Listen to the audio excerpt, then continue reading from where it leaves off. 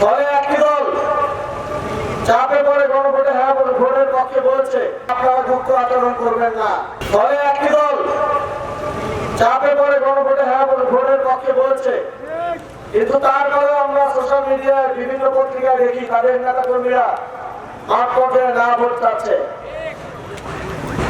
আমাদের তাদের প্রতি আহ্বান থাকবে, আপনাদের নেতা প্রতিদিন 4-5 বার করে স্টেজে গুপ্ত শব্দটি বলে, সুতরাং আপনারা গুপ্ত আচরণ করবেন না।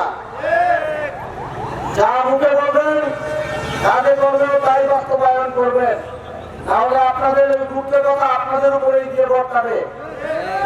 সংগ্রামী উপস্থিতি, আগামী 12 ফেব্রুয়ারি আপনাদের কাছে প্রফেসর জাকির কাদেরের পক্ষে, শাপলা গলির পক্ষে এবং 11 দলীয় জোটের পক্ষে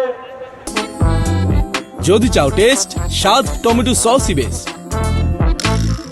ভোটে এবং গণভোটে হ্যাঁ ভোটের জন্য আপনারা কাজ করবেন, এই প্রত্যাশা ব্যক্ত করে আমার বক্তব্য শেষ করছি।